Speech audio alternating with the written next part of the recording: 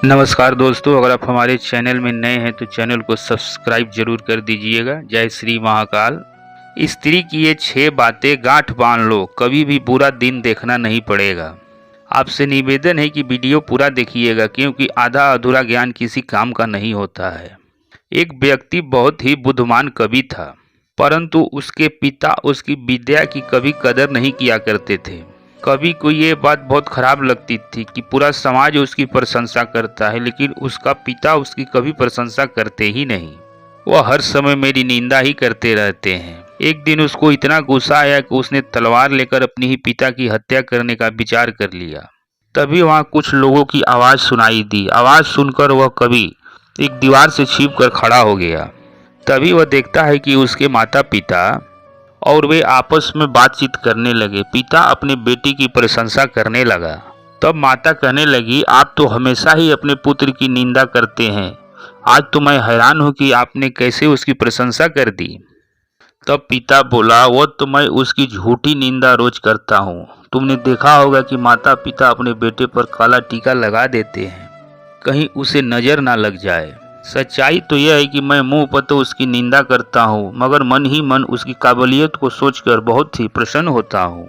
उसकी निंदा तो मैं इसलिए करता हूँ कि कहीं उसके अपने हुनर पे अभिमान ना हो जाए, क्योंकि व्यक्ति को अपनी प्रसन्नता सुनते सुनते उसे अभिमान हो जाता है और उसकी उन्नति रुक जाती है और धीरे धीरे उसका सारा हुनर नष्ट हो जाता है। विनम्रता ही मनुष्य की गुणों की रक्षा करती है। अहंकार आते ही उसका पतन निश्चित है।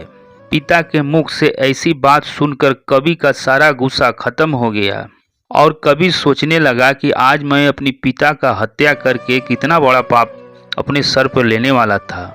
आज समझ में आ गया कि माता पिता अपने बच्चे पर क्रोध भी उसके हित के लिए ही करते हैं। कोई भी माता पिता अपने संतान का बुरा सोच ही नहीं सकता। कवि आकर अपने पिता के चरणों पर गिर गया और रोने लगा और कहने लगा कि मैं कितना बड़ा अपराध करने जा रहा था। मेरा विवेक नष्ट हो गया था। मुझसे बहुत बड़ा पाप हो गया है। कृपया मुझे प्रायश्चित बताइए। पुत्र की संतुष्टि के लिए पिता ने उसे कह दिया कि वह 11 वर्षों तक जाकर अपने ससुराल में रहे, तभी उसका प्रायश्चित पूरा होगा। पिता ने यह बात मजाक में कही, लेकिन पुत्र ने इसे सच मान लिया और पत्नी को साथ लेकर ससुराल में ही बसने के लिए चल दिया। जब वह ससुराल पहुंचे तो शुरू में खूब उनका आदर और सत्कार हुआ, लेकिन जैसे ही ससुराल वालों को यह बात पता चली कि 11 वर्षों तक दामाद जी यहीं रहेंगे, तब उनके व्यवहार में बदलाव आने लगा। अब उस कवि से धीरे धीरे सारा कार्य करवाने लगे। कभी खेत जोतता था तो कभी हल चलाता था, कभी कभी फसलों को भी पानी देना, कभी पशुओं का चारा काटना। अब उस कवि को ससुराल वालों की तरफ से लज्जा और तिरस्कार का पुरस्कार मिलने लगा।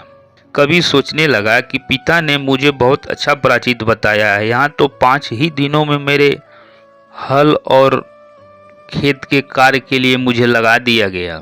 जो लोग मुझे दामाद समझकर इज्जत देते थे, वो उन लोगों ने भी मुझे आज साधारण आदमी मान लिया है। अब ये लोग मेरा अपमान करते हैं, मगर क्या करूं, मुझे अपने प्रायश्चित को पूरा करना है, तो अपमान का घूंट तो पीना ही पड़ेगा। मेरे पिता जो मेरा हित चाहते थे, मैं उनके मुख से भी अपनी निंदा नहीं सुन पा रहा था, और आज मेरी निंदा सब कोई कर रहे हैं। एक कहावत है कि ससुराल में बसने से अच्छा है किसी कूड़े के ढेर पर बस जाएं। तब उस कवि की पत्नी ने कहा, हे पतिदेव, मैं जानती हूँ कि मेरे घर वाले आपको परेशान कर रहे हैं और आपका अपमान तक कर बैठते हैं, इसलिए अगर आप आज्ञा दें तो मैं आपको एक सुझाव दूं। तब कवि जी बोलते हैं कि प्रिय, जब तक मनुष्यों पर विपत्ति नहीं आती तब तक उसके पत्नी का गुण पता नहीं चलता। विपत्ति आने पर ही पता चलता है कि उसकी स्त्री उसकी सच्ची दोस्त है।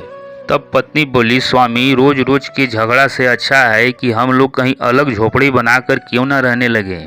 आप कुछ दिन शहर जाकर अपने काव्य के बल से कुछ धन को अर्जित करके लाइए, क्योंकि ये खेती आपके बस की चीज है नहीं।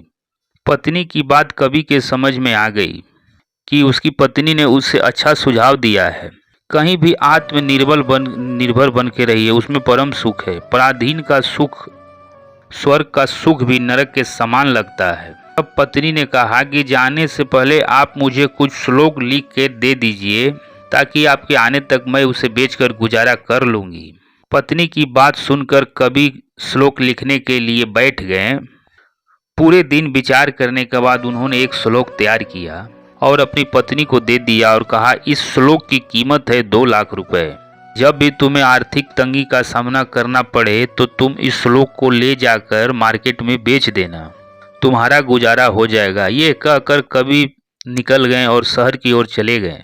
पत्नी भी जो घर में भोजन था तब तक गुजारा चलाया। जब घर का भोजन समाप्त हो गया और उसे भूखे पेट रहना पड़ता था, उसे एक दिन पता चला कि यहाँ के राजा ने बाजार लगवाया है और शाम तक जो वस्तु बिकने से बच जाती है उसे राजा साहब स्वयं खरीद लेते हैं।